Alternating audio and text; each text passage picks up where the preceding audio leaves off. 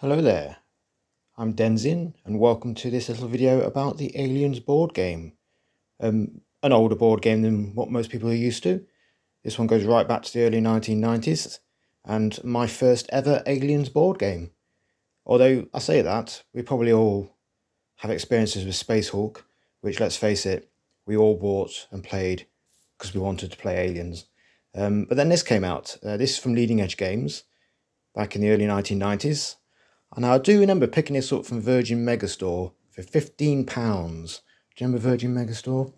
And it's not, I would say, as involved as Spacehawk is, with its many minis and 3D pieces. But this very simple game, we shall open it up and have a look. Now, I mean, just look at it. Look how tatty it is. That's because I took this to school every day and played it with my friends when I should have been doing work, but never mind. But what I liked straight away was the fact that the box was very simple. No imagery whatsoever. That classic Aliens logo, and that's all you needed, that darkness of space. And inside we have no minis at all, because this is a cardboard stand-up game. So we have a little packet here, and inside we have various little aliens, although I say little, this is the alien queen, on a little cardboard standee. There it is, bless it.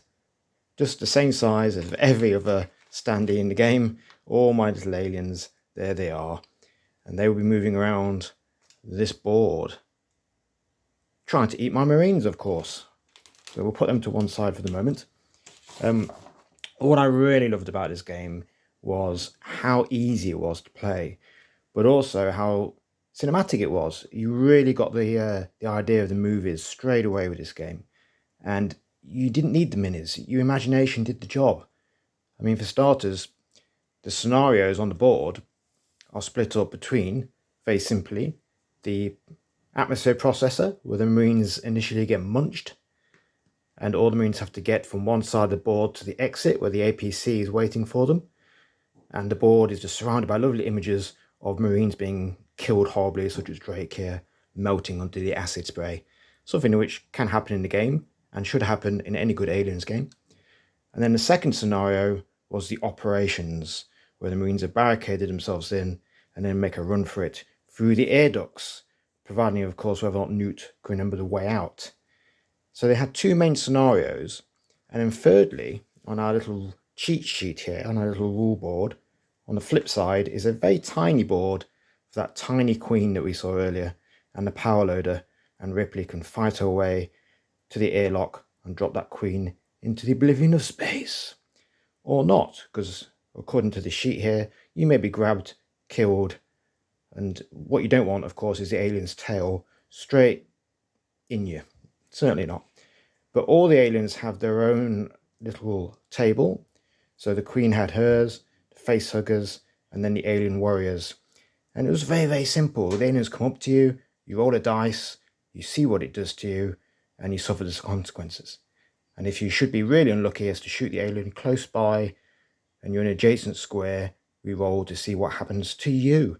Be it a Drake situation, or maybe just a slight wound on the arm like Hudson got. But the thing about this game is you can play it on your own. And that's what I loved, being a sad sack with no friends, is that I could get my marines in and out.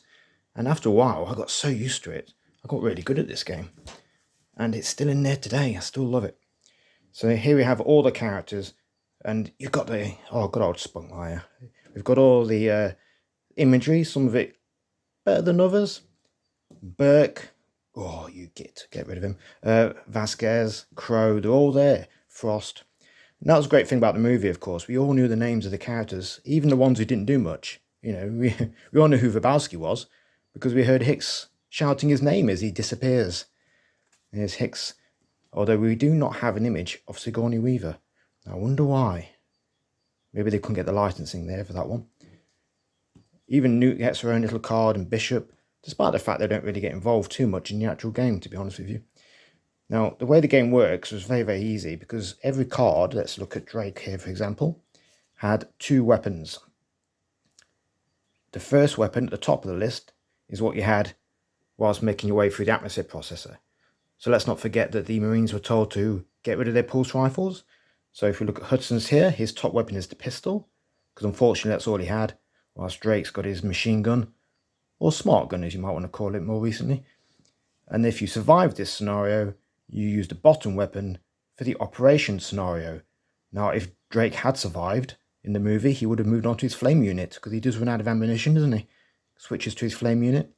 Whilst Hudson, as we can see, has his pulse rifle up and ready for the operations mission. Now, you have a number of action points, which you can see at the bottom of your card, and you can spend those action points to either move, 1 square per movement, per action, or you can aim with your weapon, such as the pistol there. Aim for 1 action. The alien is 2-way. I need 1 or less on a 10-sided dice. Odds aren't great, are they, really? Let's face it. So maybe I'll spend 2 actions, and even then I still need to get 2 or under to kill an alien with a pistol, because it is rather useless for that particular scenario. It gets even worse if the aliens move into your square and you've rolled on the table and you've found out that you have been possibly wounded. Then maybe the card will have to flip over and it makes things a lot worse for you. All your stats are reduced. Oh dear, oh dear, oh dear. Now, you might be dragged off the board by an alien, but you do get chances to save your poor pals. Maybe you can shoot the alien that's grabbed you. Bear in mind, it's a -5 to the dice roll. Not great when you've already got such a bad, low number to get under in the first place. So it can be pretty vicious, because the aliens appear randomly. Now we can see on the board here we have 1 to 9. So we simply roll a d10, and then we roll another d10 to see where across it appears. As soon as it appears, it moves 1 square towards the nearest available Marine, and every turn they move 4 spaces. And if they land on your square, then of course we have to roll to see if it grabs you, kills you outright, or by luck you manage to fend it off. So every turn, 4 aliens appear, apart from the first turn when 4 turn up. So you get an onslaught at the beginning, and then it's 2 every turn after the Marines have moved. Although you might notice on a 10-sided dice, there is no 10 or 0. Which means an extra alien has turned up if you roll that. So you have to roll again. And if you're really unlucky, again. And they might just drop on your head, or if you're really lucky, on the other side of the board. But as you move your little standees across the board to get out the exit, they do close in. And the last thing you want is some more to overwhelm you and get you in one big go. Now with the operations, it's very similar. Your Marines start over here, the aliens drop and make their way towards you. But also you've got Burke coming down here to lock the door, and you have to cut your way out. And you're not allowed to move down here until the turntable tells you that you're allowed to. When you get down to here, you can start heading towards the door. And then Newt has to roll a certain number at each junction to remember which direction the landing field is. And if he fails that roll, you don't move.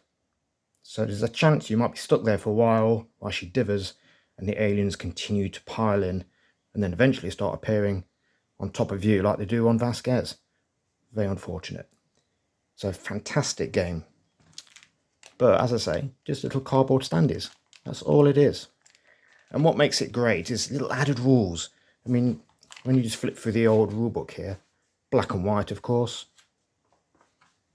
Imagery, what I always found great was, look, there's Newt's father. And I'd never even seen that footage in the original movie at that time period. So that was a little clue as to the special edition, which would come out later, I suppose. And Leading Edge Games, who created this game, always like to put the quotes in the movie, which is such a quotable movie anyway, on the side. So you could just read your way through the film, which was great. So it describes, of course, the movement, the aliens' movement, the Marines' movement. 1 express elevator to hell, going down. And then, of course, melee combat, friendly fire. So, again, saving your friends with that 5 penalty. And then the scenarios, the reactor room, getting out of the reactor room with your 9 Marines, how the aliens appear on the board, where you have to set up, a handy strategy tip guide, how to actually beat the game as best you can without that random factor ruining things for you. the operations and air duct scenario, what Burke does with the door, let's eat Burke, always a good option there.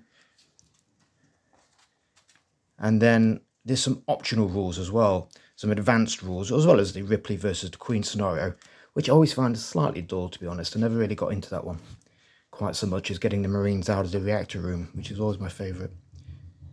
But there is the movie scenario, so doing all three as a little mission, as a campaign, if you like. So if your Marines do survive the reactor, who survives goes on to operations. Might not be the same Marines that were in the movie, and that's what made it interesting. Trying to get through operations with Frost or Verbowski, who never had a chance in the movie. But then we've got some special rules, as I mentioned. So we've got the machine gun, being able to kill more than one alien. The rolling a 0 for the extra alien is actually a bonus rule, but I always like it. It always adds a bit more tension. Hand grenades. So instead of just pumping them out of your pulse rifle, off they'd go. Now, there was an expansion for this game, which I also have. I might show that off in a different video. And the original role-playing game. Again, I've still got that one also. Bit tattered today, but it's still there. Leading Edge Games did a number of movie tie-ins. I've got the Army of Darkness board game as well from back in the day. They did a Terminator one, which I never saw. And Bram Stoker's Dracula, I did have that, which is a bit of a gothic Snakes and Ladders. But this game is just a wonderful game. It's so tatty because I've had it for so many years. The board, the box, I mean, look at the state of the box. But it's brilliant, absolutely brilliant. I do recommend anyone who can get a hold of this game to play it. It's probably going to cost you an arm and a leg these days, but I'm so lucky to have kept mine, even if it is a bit tatty, all these years, and still like to get it out to play. Because it's one of those games that people who don't really play games can get into really, really quickly. And if they've seen the movie, it's a great bit of inspiration. And it did inspire me to move on from this to a more modern interpretation, I suppose, with my 3D version, which you can see down here, which I shall go into at a later date, thanks to a bit of 3D printing. So no longer confined to the paperboard from all those years ago. But it's just a short little video to show you this classic game and just why I love it. It's easy, it's fun, and just because the bits of cardboard standing up doesn't mean you can't enjoy things. Not everything needs to be a mini, which has cost you an arm and a leg and taken you hours to paint. Sometimes a bit of cardboard and a roll of a dice, and you can still have as much fun. So that's it for this video. I hope you enjoyed it. It's just me blowing off a bit of alien steam. So thank you very much, and goodbye.